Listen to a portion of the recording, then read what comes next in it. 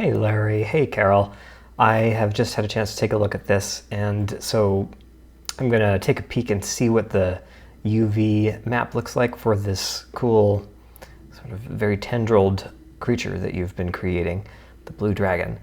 And to do that, I've imported it into Blender here, and I'm going to go pop into the UV editing room at the top. It's going to take a second here because there's a decent number of polys, as can be expected. Got what, almost a million.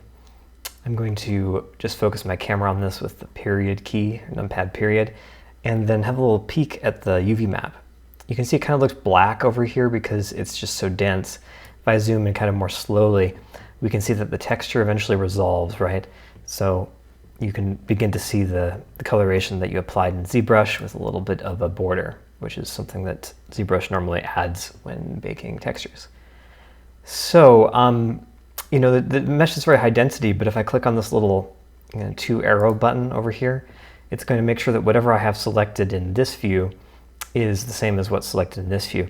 I remember you saying that there were some issues with like particular parts of the mesh. You highlighted a few in your email, and in order to identify what's going on with the UV mesh in those spots, I'm just going to go ahead and select one of those spots, like this one. And then I'm going to hit the numpad period key over, actually it doesn't work over here, I just have to look at it here in the UV view so that I can find where the selected vertices are. And this is telling me here something already kind of telling, which is just that the vertices that this whole little tendril represent are concentrated in a very small space on the UV map. Something that ZBrush automatically did because of just an error interpreting how the topology of the mesh should work. So I zoom in really far, in this case I guess about as far as Blender will let me. We can see that there's a kind of a snarl of overlapping vertices right here. And that's partly what's causing the issue with your UV maps, where things are kind of like colored in odd ways or banded in strange ways. If we look elsewhere in the model here, we'll probably be able to find a few more instances where there's this kind of overlapping going on. I'm just going to zoom out just a little bit further, and lo and behold, we can see that there's something similar going on here with this kind of odd swooping streak of vertices. If I go ahead and select, for example, this chunk of vertices, we can see that it represents a part of the mesh that may also be one of the ones with issues. What it means is that the geometry that's represented by this swoop is overlapping with geometry that is kind of underneath it, a part of this sort of stretch from left to right. If we select vertices over here, then we might even notice that they are two parts of the same mesh. You see here how this little chunk of vertices up along the top of the model is being selected along with a few vertices over here on the side. What that means is that the UV map is, when you paint into it, coloring both this part and this part from the same part of the texture. So yeah, there's a lot of overlapping going on, as you can kind of see, as this streak just kind of crosses the whole thing, and then we get kind of these big chunks. Let me go ahead into polygon view so it'll be easier to see. We get these kind of big chunks of UVs floating around behind the smaller pieces that are represented by other parts. So in order to solve this in ZBrush, I think you'd probably need to go into the tool and use ZBrush's tools for control and density painting. I've not used these much, if at all, because ZBrush's UV mapping tools are kind of, they're like recommendations instead of, they don't give you a ton of control. And by that I mean, like, if I go ahead and pop over here into your model, I'm just going to go ahead and zoom in a little bit. And here we've got it. Up in the Z plugin menu is the UV master. Where's that? There we go. The UV master is their sort of recommended way of doing UV mapping. And typically you'd hit the unwrap button in order to create an automatic UV map. Because of the density of this model, and because there aren't any lower density like subtools, that is the sort of recommended workflow here in ZBrush has always been this thing where you like start with a low density version of the model and then subdivide it and work on the subdivisions, but keep the low density versions around. So we can see here in the geometry tab that there's an option to go higher res, but none to go lower, to step lower. So we're kind of stuck at this point, at least, with the highest resolution version of this model. And at least in my experience, UV Master is not very good at handling such a high density mesh. Indeed, no 3D modelers are very good at UV unwrapping high density models. So if you hit the unwrap button here, it probably will just get stuck. At least I tried this earlier when looking at the model really briefly, and it did just hang for a good 30 minutes before I terminated ZBrush. Probably just because it wasn't able to figure out, based on all the tessellation, where to put its seams. But what we can do is we can just look and see how it would be done. The way that you kind of guide the seams in ZBrush is to use this. Well, first you might work on a clone of the existing object so that you don't end up modifying too much about the original. And then I think the recommended workflow is to enable control painting here and then use protect, attract, and erase to kind of just like paint on the model, determine where the seams should be placed. I think there's a way to demonstrate where the seams are being placed in ZBrush here. I'm gonna have to look it up though, because again, ZBrush experience is fairly limited. Just 1 second while I do that. Okay, I'm back. Just a quick dip onto the internet to find out where the seams display is. It's hidden under here. There's like a use existing seams button. And if I click on that and then I choose check seams, there they are. So those orange lines on the model, they're where this is where ZBrush is cutting the UV map. And it's no surprise, because we can see here, see this line that's like cutting right across the top of the body? That's where in Blender we saw the like the sort of streak here where it was cutting across certain parts of the body when we selected it. I think it was around here, right? And it was earlier in the video. So what that means is that it's probably cutting it in kind of the wrong place. And so what the protect and the attract and the other such buttons do, if I go ahead and uncheck all these options, is they kind of they kind of guide ZBrush about where it's permitted to put seams. So I think even though it's kind of fruitless to do it on this high density model, I'll do it real quick if I can remember. It involves going to protect, which is just the version of the model that UV will just pick its own seams in. And you paint this kind of like red color on those parts of the models. It's probably a decent idea to go in and just fill the object with red. And then we can pop into this menu and attract instead, probably with a much smaller brush size, to paint where we want those, what would be eventually like those orange lines to go. Because this model is so sort of frilly, it would probably be kind of a lot of work to go in here and paint them on this higher density version, and I'm not even really sure if UV Master would be able to process it after. So I'm not going to do that. I'm going to actually remake the UV map in Blender instead. And I'll just pop over to Blender there and show you how to go about doing that in just a second.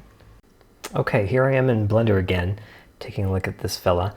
And the way that UV mapping in Blender works is you define the seams, the same kind of things that you were kind of guiding ZBrush to paint in like just earlier, but you define them explicitly in Blender. So that means that after having gone into edit mode for this model and then choosing the edge selection tool, I'm going to end up selecting an edge, and if you were being really, really precise with a low resolution model, you might even just shift click to select a bunch of edges in sequence. Because this is such a high density model, all I'm going to do is hold down the control key and click. And what that does is it says I want to go from where I have got a current selection to where I have another selection. So it'll kind of like draw a connecting path. And where you put seams depends a lot on the shape of your model. You kind of want to hide them from view because they often represent kind of like a harsh seam in the texture map too. That is, what this is going to be is like the edge of one of these islands. That's what a seam is. Again, kind of imagine like pelting an animal or something like that. That's effectively what we're doing. We're kind of cutting the skin so that when Blender tries to unwrap it, it knows where to kind of separate the volume. So UV mapping in Blender isn't necessarily that much easier for a very high density model than it is in ZBrush. It's just that we have a little bit more control over it, and hopefully the performance of the UV mapping utility, the automatic tool, will help deal with the number of vertices here. But it's going to take a little bit of fiddling just to get through all of the tendrils on this fella. So I'm going to go ahead and skip again forward after having seamed my way through a bunch of these parts of the mesh until we can hopefully get to the point where we have like kind of a clean cut around the edge of this model. And I'm gonna try and get it more or less like what we're after, but I'm not going to burn too much time just picking the perfect seams. Perfect seams are possible though. They're possible if you have a mesh topology that has rings and loops.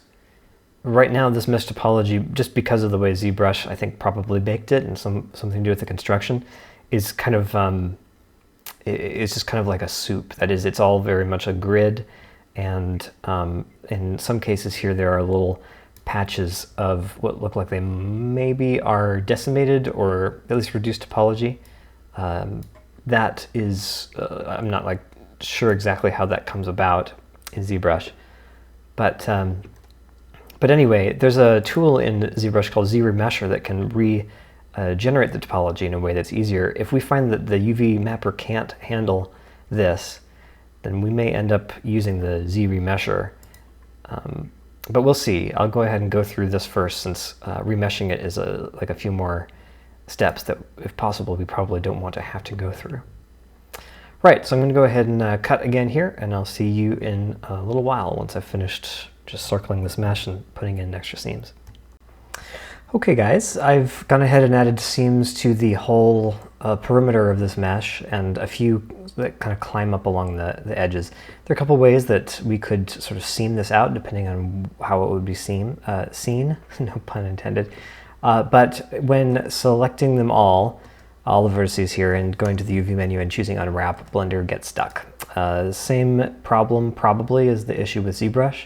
So the next step, if I can't figure out any other way to UV map this very high density mesh, is going to be to retopologize it, which is a number of additional steps.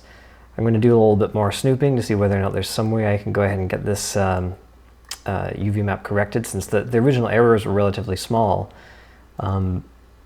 I wonder, maybe you have a beefier machine than I do now, but at some point you were able to UV map this in the first place. Maybe that was just a byproduct of the ZSphere creation process, because I know it generates its own UV maps, but it may be that you will have better luck with an unwrapping process like this, or the one I showed you from ZBrush. In any case, I'm going to see if there's anything else I can do about this before just biting the bullet and retopologizing the shape. Hey you two, so it looks like the mesh is either too high density or there are topology problems with it. So we need to, in order to UV map this at all, to reduce its density and to correct its topology. So the model itself here I've processed in ZBrush using its automatic retopologizer. It's not nearly as good as a manual retopology, but it's really fast. And in order to use it, I go to the Geometry tab here, Geometry Tools, part of this menu on the right, and then down to ZRemesher. And in this menu are some settings. The settings are pretty opaque, but what I used here to get this this quality of mesh was this slider and this slider in particular.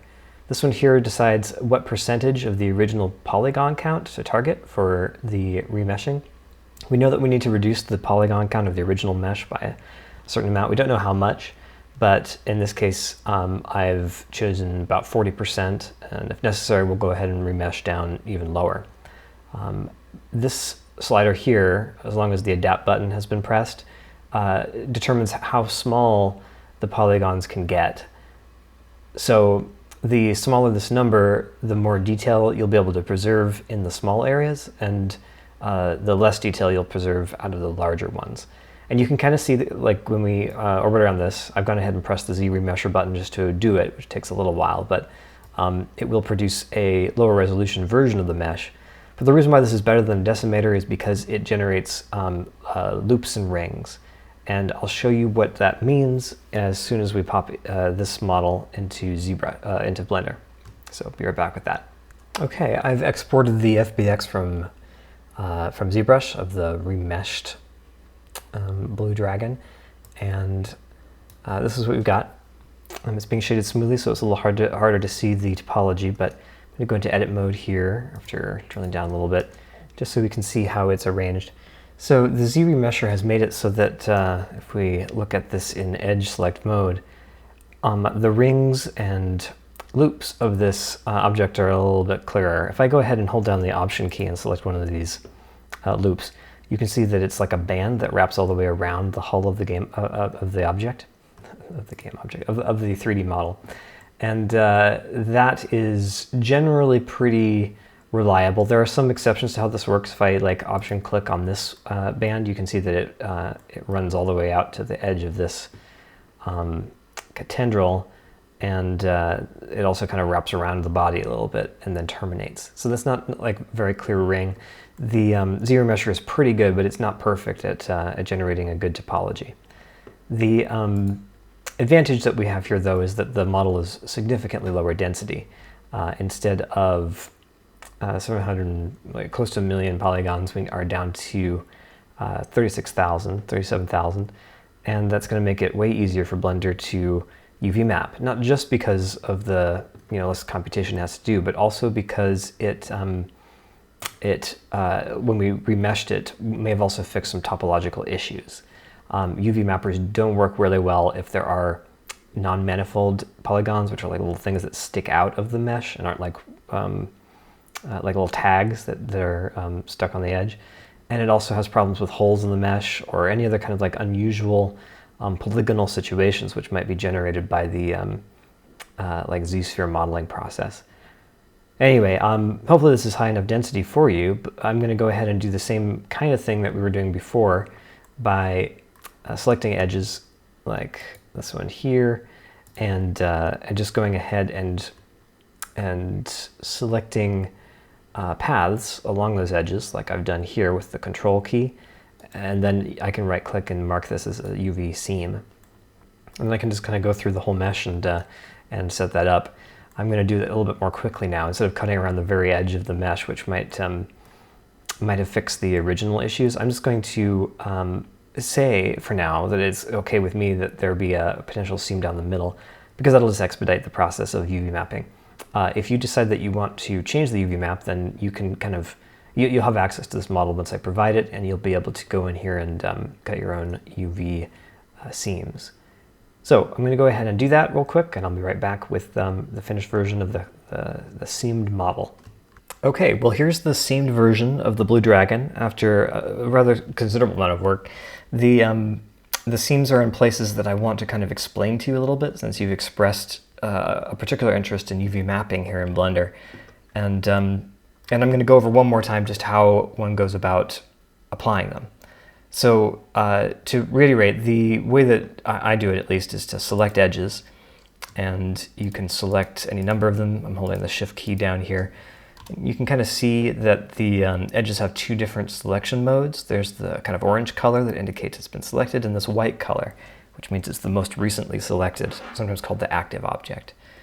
And you can paint seams along your model this way by shift-clicking, although with kind of dense geometry, this can take quite a long time, so I've got a couple of shortcuts for you to remember. The first one is that if you hold down the Control key and you click on an edge, it will take the shortest path from the white selection, the most recently selected part of your model, and path to whatever you click on. So I'm holding down Control here and I click on that, and it's going to kind of draw a line from one to the other. If I click down here, it'll backtrack and go down a right angle and so on. So this is a good way of pretty efficiently getting from one place to another if you're drawing long seams. The other shortcut that's kind of handy is to hold down the Alt or Option key when you click on something, as I'm about to do now, and it selects the loop that edge belongs to.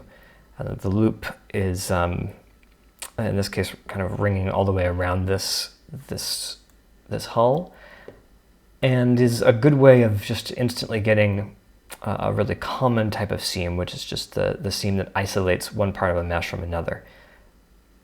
No matter what kind of edge selection I have, if you right-click on it, you have the option to mark it as a seam, in which case it sort of adopts this red color, or you can right-click and clear the seam in order to get back to the sort of normal way that it was flagged before you started UV mapping.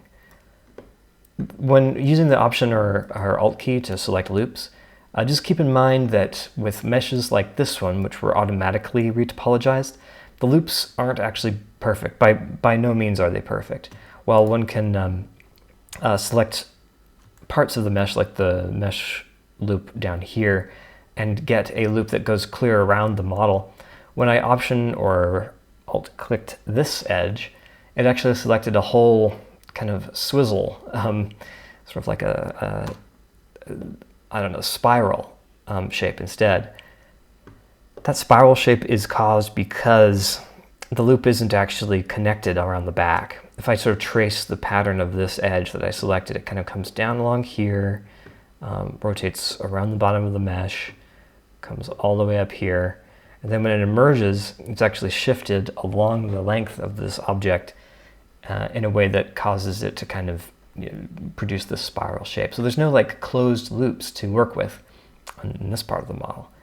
And that's unfortunate. If I was doing this by hand, I would try and pay particular attention when painting the structure of the new low-res mesh on top of the old high-res mesh to making sure that the loops were closed and kind of clearly defined along the length of this whole structure. So this is kind of second best for a variety of different reasons, and that's one of them.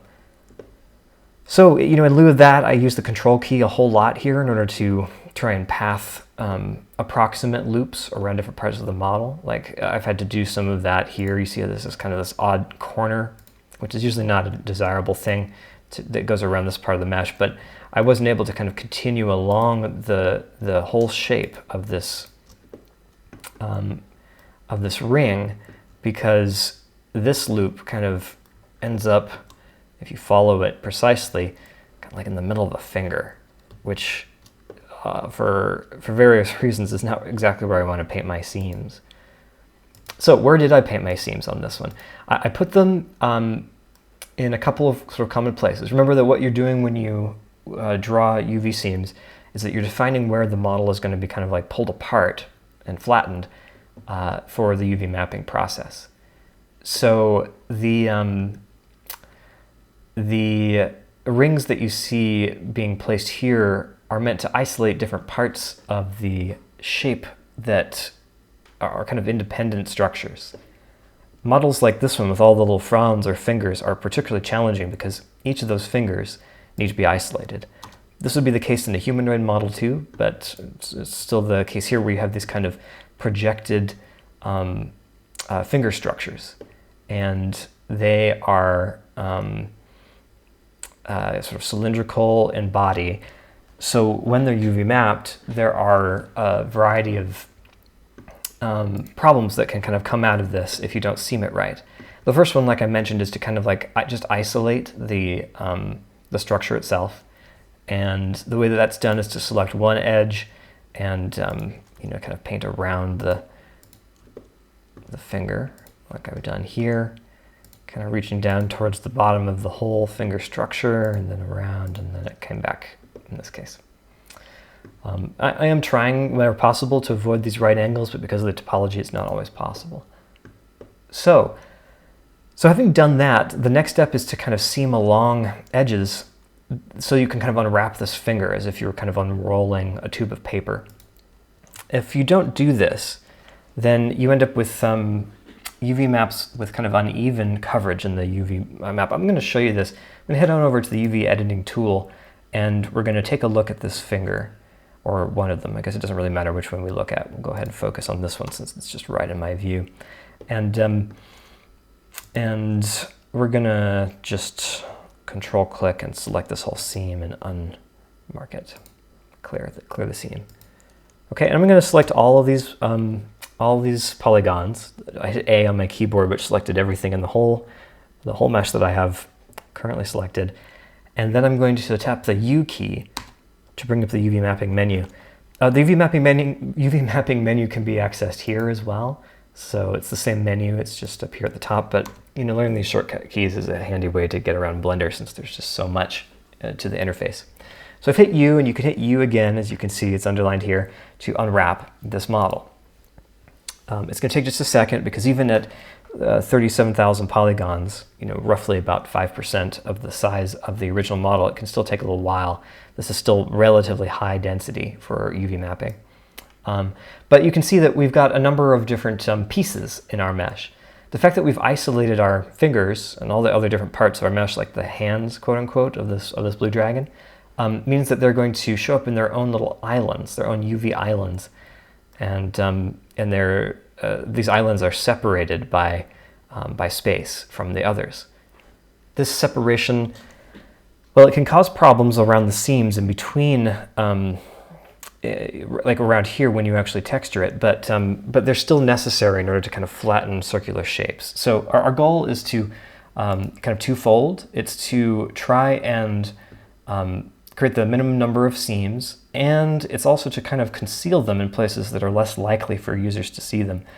Sometimes this is harder than others. Like I've just made this assumption that for this model, this is the part of the model that we're maybe less likely to see, because on the back there's a bit more detail and there's kind of this neat little hole or whatever it is in the side of the character and so on.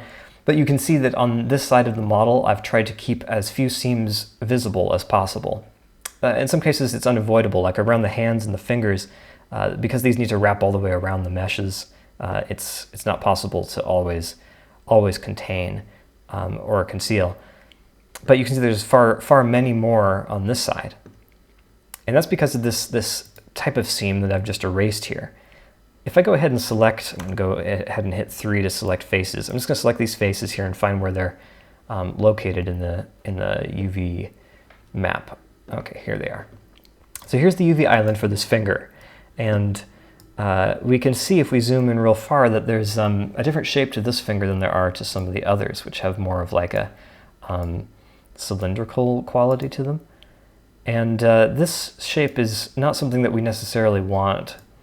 And that's because if we select one of the polygons, like at the tip here of this finger, and I can't even necessarily really identify where it is, but there we go. So if it's so small in the UV map here that it's almost impossible to see, I have to zoom in real far.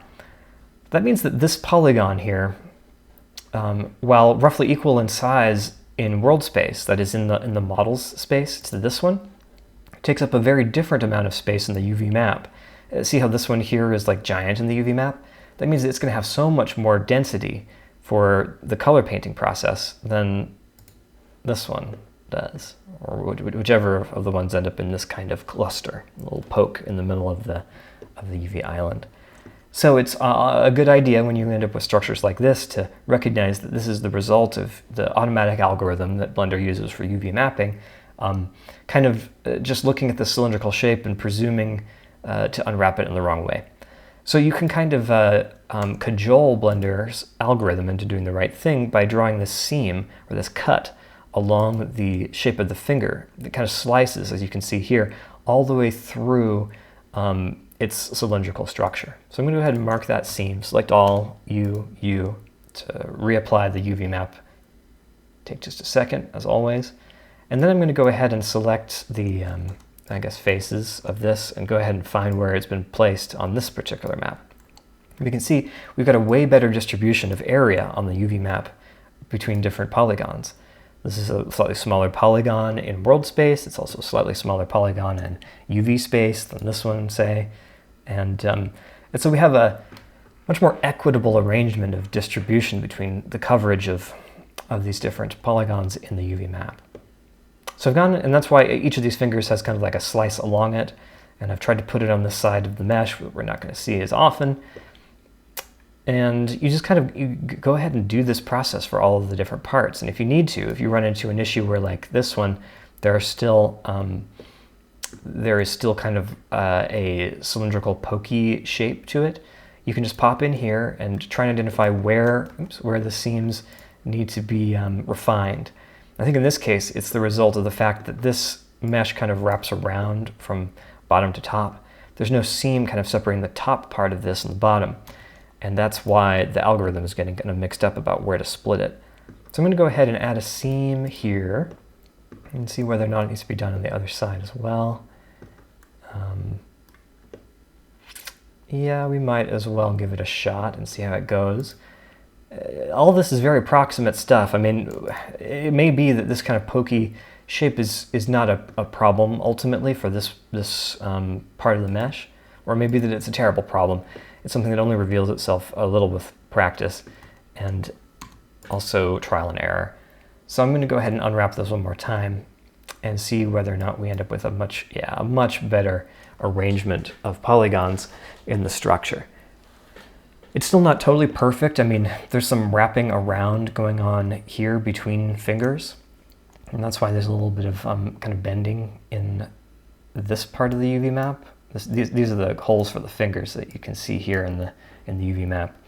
And so we could go in here and we could go ahead and isolate them too, which would result in even less distortion. But for now, I think we're actually all right.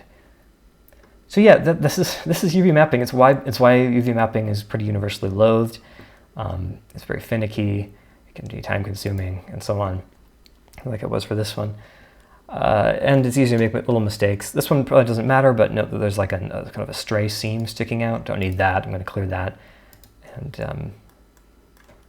And you might find that there are other little issues that you identify. One of the things I had to do when pushing and prodding at this mesh was just to kind of fix some of the automatic problems that resulted from the remeshing process. And there are always a few of these.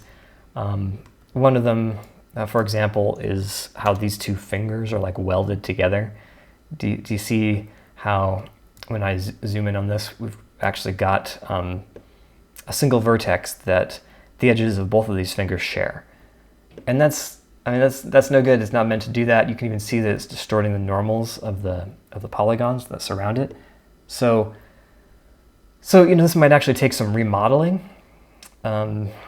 Exactly what form just depends on how much time you have. In this case, what I would do is I would just say, you know what, I can't split these two apart. So I'm just going to delete the vertex, creating a couple of pretty gaping holes in the fingers on the other side. Not something that we can keep. But what we can do is we can sort of heal the holes together. I could pop in here and select these two edges with Shift. I'm going to hit F to fill the gap between them. It's a very useful little thing to do in Blender. I'm going to hit F again there. I'm going to hit F again here. And so on to try and kind of re-establish the structure of this polygon. There we go. It's okay. I mean, it's still like, when you're modeling, a big part of the goal is to try and keep the topology clear. And that means like you see this kind of pattern of quads that lead down the finger. That's a pretty good shape, and it makes it easy to draw seams and lines along it. It makes it easy for the algorithm to identify what kind of shape this is. So in this case, it might make sense to try and kind of get this topology consistent with the rest of it. If I was going to do this, I would use another tool in Blender. This is the knife tool. I've hit K on my keyboard, standing for knife, I get it. And the knife tool, I mean, you can make kind of errors with the knife tool that are problematic. Like if I wanted to cut from here to here, for example, if I hit return, it's going to do some weird stuff where it literally like slices along here and inserts all sorts of weird vertices, resulting in polygons that have more than 4 sides and all sorts of other nastiness. So I'm going to undo that. But it can be really good for short hops where I take the knife from here to here in order to kind of start to regenerate that quad shape. And then I'm going to connect it to the vertex just below it and hit enter. So it inserts these edges, which are really useful for this particular application. When it comes to like getting rid of edges, I can select, and instead of using delete edge, which I don't know, it might be in here, X would certainly get you that menu, delete edges, which would leave a hole. I can also choose dissolve edges, which just tries to reform the polygon around it so that it doesn't eliminate the face that it was part of. So I'll go ahead and do the same thing for this one here. And then now what we have is a topology that's much more graceful, where these quads kind of move along nicely. I might do the same to this little edge that's kind of diagonal in that spot as well. So yeah, lots of fiddling obviously, but it's how you heal meshes on a very microscopic level. I'll go ahead and do a pretty similar thing to this part of the mesh as well. Let's go ahead and get that and that, get them together. Now, there's a bit of extra problems with this part of the mesh because the hole is quite wide and the topology is kind of awkward. The line of quads that feed into this part of the finger is a different size than the line of quads that leads into this part of the finger. There's some extra little vertices along the way too, so the overall shape of these polygons is going to be kind of awkward. There we go. It's filled in, but we have really really crummy topology still. And in order to fix that, you might go in and dissolve some of the bits. I don't know if any of these need dissolving. You can use the knife to kind of fix some of the errant parts as well. In this particular case, I'm thinking that what we want to do is kind of cut down here through these parts of the mesh. In order to make that possible, I'm going to dissolve this edge, remembering that there's a little vertex here that we need to preserve the loop for.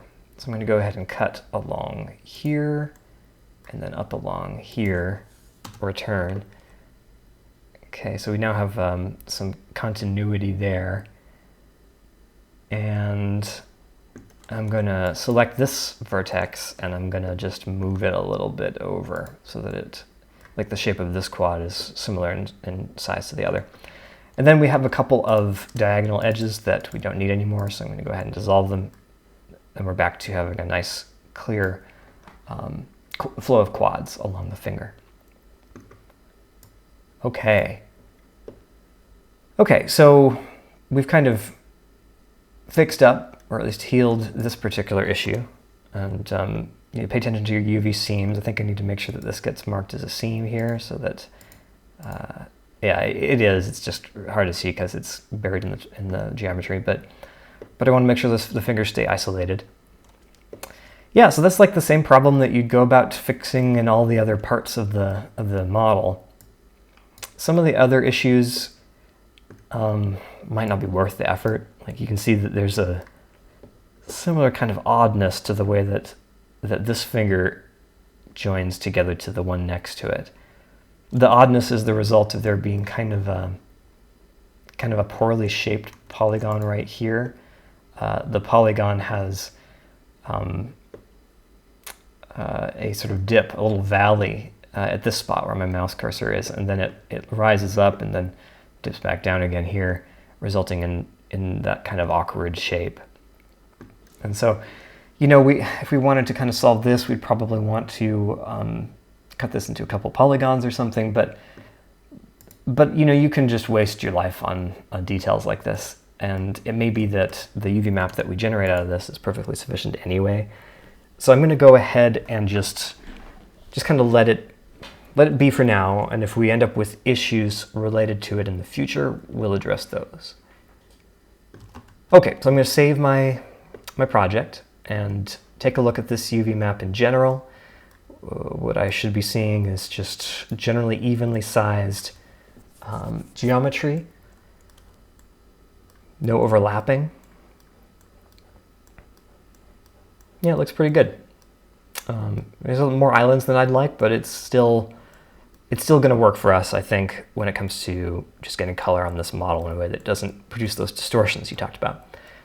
Right, the only thing I think we're going to want to do here is maybe separate these islands from one another a little bit more. Sometimes they get quite dangerously close like this. You might see this when you see the color maps that ZBrush generates. There's often a little bit of buffer around the edges of these islands, and that buffer is just so that when you're like, let's say, rendering this model at a distance or something like that, you sample it. When the renderer samples it and maybe fetches a color that's just outside of the UV island, it doesn't end up getting color that belongs to one of the others that are nearby. So it's often a decent idea to have some separation.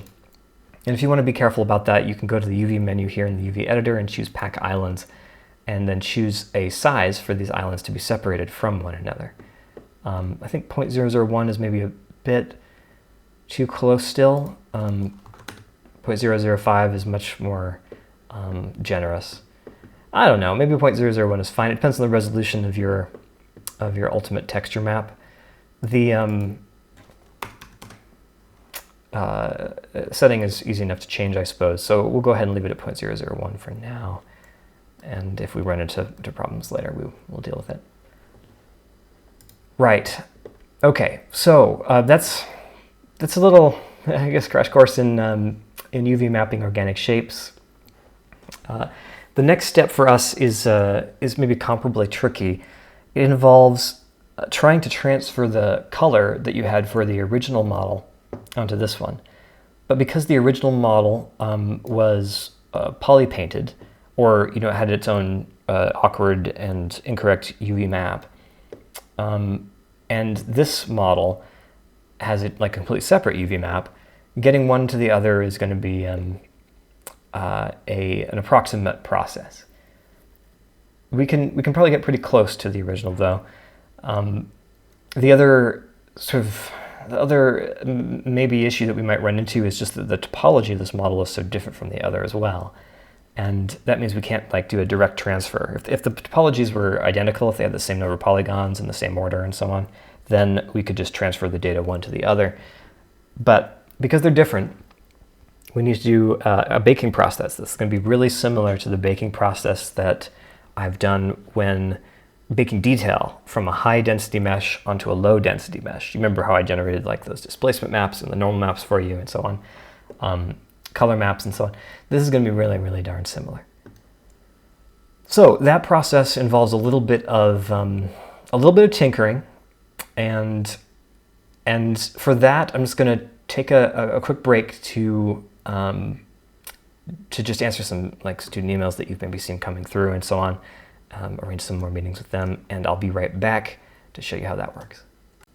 Okay, here we are again. We're at a stage in this process where we need to import the original model and transfer its data to the lower res version that we've created here with its successful UV map. So I'm going to go ahead and import the FBX file that you sent me, which is this one here. It's going to take just a second to process because it's, as we discussed, quite a large file. It's going to parse that 60 megabytes of data into geometry and load it into the main scene after a bit of chugging. Let's just give it a second to spit that out.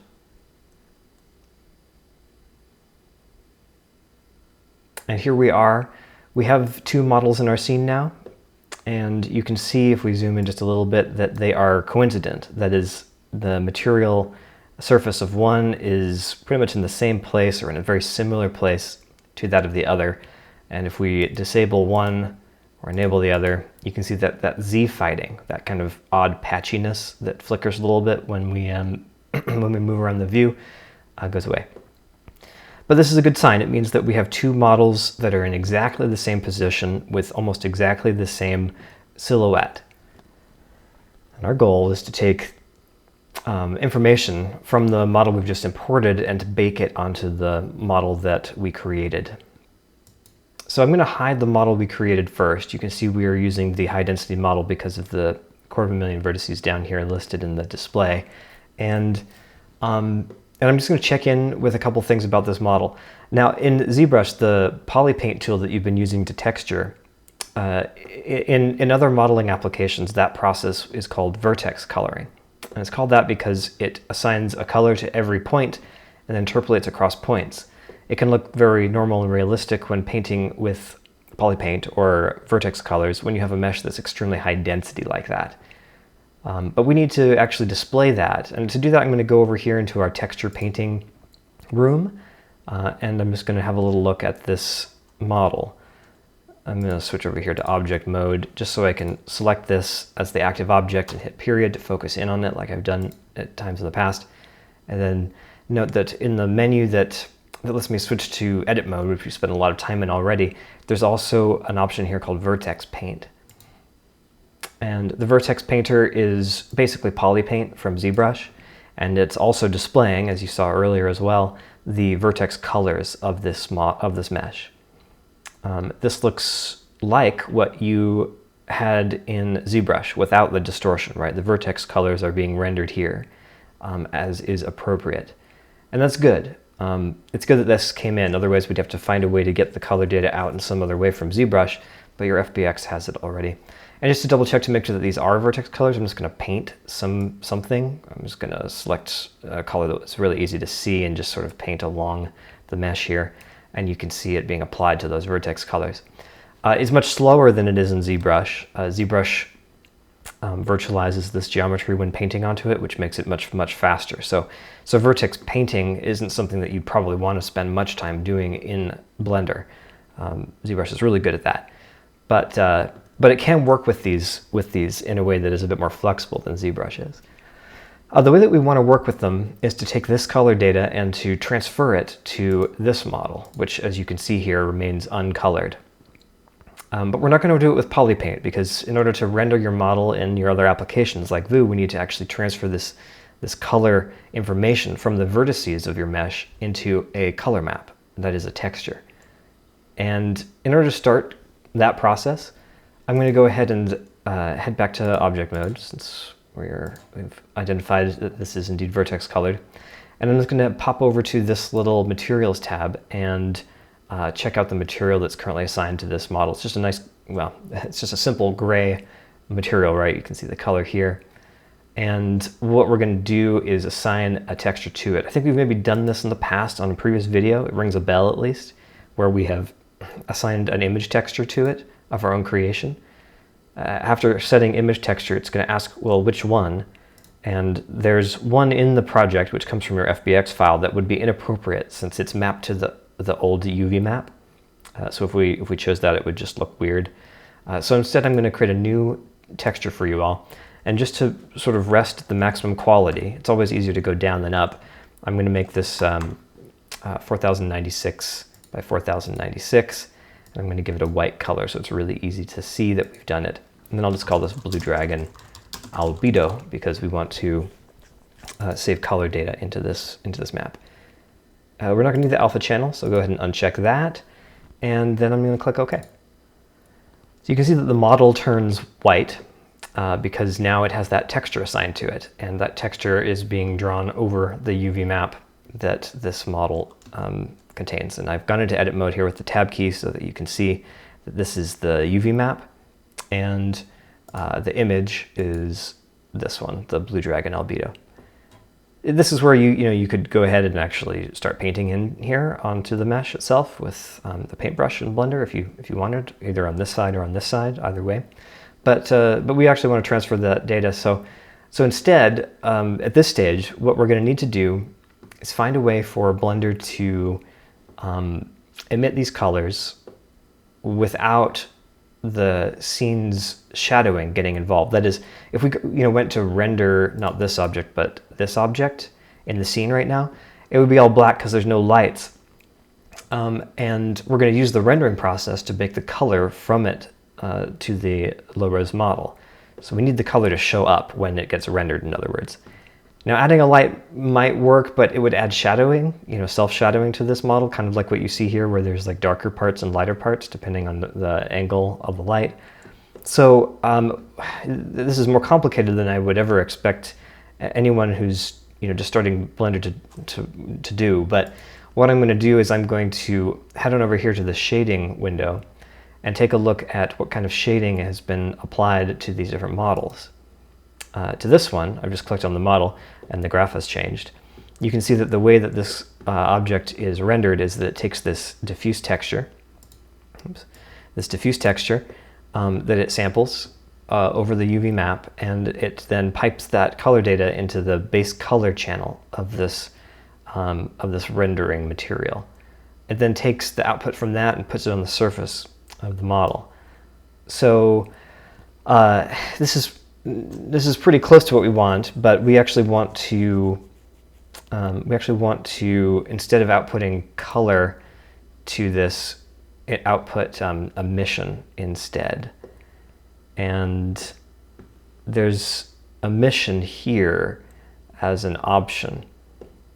So I'm gonna tell this to no longer output the texture. I'm just going to delete this node, and it goes gray because we're no longer sampling the color data from that texture anymore. Instead, I'm going to go up here to, I think it's going to be add probably. I'm going to search for vertex color. There we go. I'm going to say that I want the vertex color to go into the emission channel of this. And we're going to select the vertex color set, COL, or col. There's just one set of vertex colors on this model, so it's easy to find the one that's correct. Okay, and then, well, we're not rendering with a normal map, so we can delete this or leave it the same. I think that either way is probably fine. And then we're in a good spot, I think, to move forward. The reason why I'm piping this color into the emissions channel instead of into the base color is, again, because I don't want to have to add light. Emissive color is not affected by light, so it's just something that kind of, it's like if you wanted to make an object glow in the renderer or something like that. So that's set up. I think it's set up the way we want, but if it doesn't work out, then we'll have to revisit this. Let's see if there's anything else that I need to consider in this context. No, I think that's all right. I'm going to head on over here to the Render Properties tab, and I'm going to change my render engine from Eevee, which is the GPU renderer, to Cycles, which is the CPU renderer. And by setting it to Cycles, it's going to take more time, but be a little bit higher quality. And Cycles has options for baking that Eevee doesn't. So that will kind of enable us to use this tab down here, the Bake tab, which gives us the ability to take one model and to bake its characteristics onto another. Okay, so I've gone ahead and just enabled the low-res model, low-res mesh, which you can see here if I disable the high-res one. And what I'm going to want to do is select one of these and then shift-click and select the other. That's because in the list of baking tools here, there's an option called Selected to Active, which means you're going to bake from the selected to the most recently selected, or active, which is kind of this different color. If I uncheck, let's see, I'm going to end up unchecking these boxes, but first I'm going to pop down here to what we're going to bake. And we just want to bake emission, I believe. Okay, so that's that. And then finally, these last set of settings here, what they're asking us to do is to identify how we're going to bake from one to the other. Extrusion is for the scenario where the low-res mesh isn't exactly in the same spot as the high-res mesh. That is, they don't overlap exactly. And that's the case here. You can see there's all this kind of like funny, I don't know, almost like poke through, right? So these are bits of the low-res model that are poking through because when we remeshed it, the exact shape isn't doesn't match perfectly to the exact shape of the high-res model. So when I click on bake, what it's going to do is it's going to how can I visualize this best? It's going to take the normals of the low-res mesh, which point out along every single vertex. It's the way in which every vertex faces. I can visualize this actually for us all by disabling the high-res model. There we go. And then going over here to this little display and seeing if I can visualize the normals. Let's see if that's an option in here. Things get moved around a little bit when Blender changes versions, so maybe I'm just not looking in the right place. Let me see. This is our low-res model. Oh, okay, here are the extra options. Great. Okay, so I'm going to go ahead and choose this little option here. And you can see there's like little blue lines, like pinpricks or something like that, that are sticking out from every vertex. These are the direction in which every vertex faces, which is important for calculating shading and things like that. It's quite a show, isn't it? The reason why they're important for us now is because, I'll go ahead and turn them off, is because we're going to be using them to decide how to, like where to transfer color. So if you can imagine kind of like the color pushing through the high-res model onto the low-res model, that's what's going to happen here when we choose to bake the color. So let's try it. It's not going to be perfect because of this poke through at the moment, but we're going to go ahead and head on over to the bake section. Make sure our settings are as we had set them before, and I'm just going to choose bake. I need to select that again. Okay, bake. So it's going to take a little while for this to happen because the resolution of the texture that we are baking to is high. So I'm going to go ahead and stop the video here for just a second and wait until it's finished baking to resume. Okay, after a couple of minutes, it's successfully baked its texture, and we can see the results here. They're on the right track, but like I said before, they're not perfect. I'm going to go ahead and hide the high-res model so that we can see the result. It's actually rather a bit of a mess, but there are parts that it got kind of right. The parts that got kind of right were over here along the fingers, where the high-res model like almost completely covered the low-res one. And where it got it most wrong was here along the body, where the models intersected the most. And you can see the same kind of pattern on the baking. But you can also see that the texture here has the color transferred. It's not transferred right, but we're a step closer where it's actually got some of the vertex color and inherited it from the high-res model. So the overall thing that you can maybe see happening here is that when it performs the baking action, the ideal situation is one where the lower res model completely contains the higher res model. That is, you don't see it poking through ever when this is enabled. When it does poke through, the ray that gets cast along the normal of the low res mesh, it ends up going kind of through the volume of the mesh and hitting the other side of it. So that means that the color that was originally intended, like down here, tends to end up here instead, because instead of the high-res model being generally, or always in this case, smaller than the low-res model, it's generally larger than the low-res model. We kind of want to reverse those situations. So there's some settings in here to try and make that work. I pointed out the extrusion option here, which takes the low-res model and makes it bigger virtually when it performs the baking action. And there's a max ray distance to try and keep this situation from happening where the rays kind of pass all the way through the body and hit the other side. But if a ray misses its correct target, then it will draw, assuming max ray distance is a small enough number, just blackness. So we don't want that either.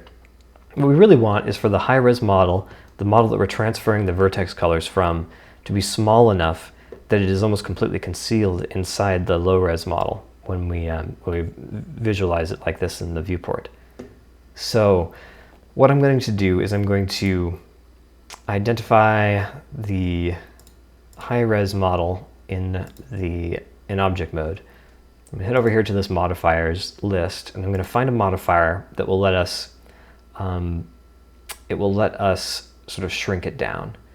There's a shrink wrap modifier, but that's generally meant to make an object conform to another. It could be useful if we wanted to get it just exactly to fit this one, but more useful for us in this case is probably going to be this displace modifier.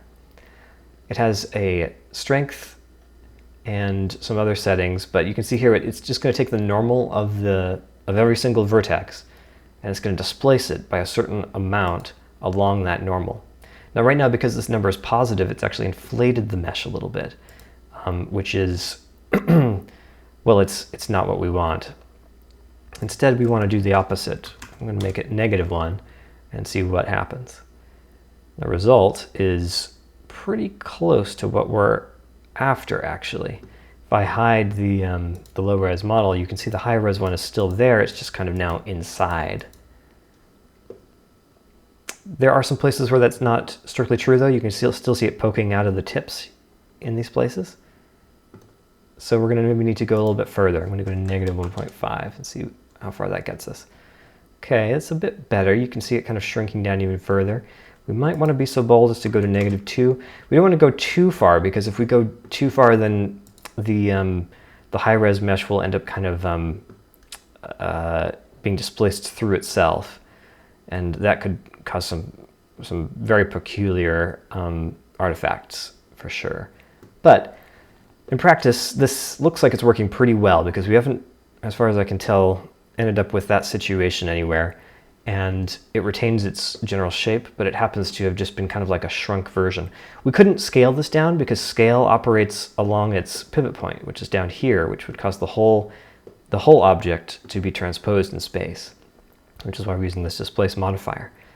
I'm going to go ahead and try this out. I'm going to apply the modifier, which actually kind of bakes it into the geometry data. Otherwise, it's just like it's sort of temporary. It's like you're applying and testing it before you actually change the position of all the vertices. And then what we're going to do is we're going to perform the bake again. So I'm going to select this, shift select this like we had before, head back to the render properties tab and find the bake section. Now we're going to do the same kind of thing that we did before. We're just going to click on bake and wait to see what happens with the end result. With any luck, we should be able to see that a lot of these really kind of scratchy distortions that you can see in the texture map get eliminated, along with some of the sort of watercolor blobs that were added to the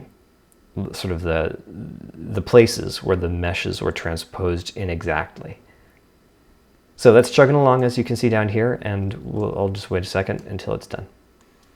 The baking is complete now, and we can see that it's done a significantly better job at getting the intent from the high-res model and baking it onto the low. We're now looking at two sides of the model that have color in the right places, particularly around this neat sort of ridge that I can't tell if this is the top or the bottom, but it's very visible and very nice. Looks like the color has made it over in pretty much every place. It looks smooth. You got that kind of dappling that you had added in the vertex colors. It's all good.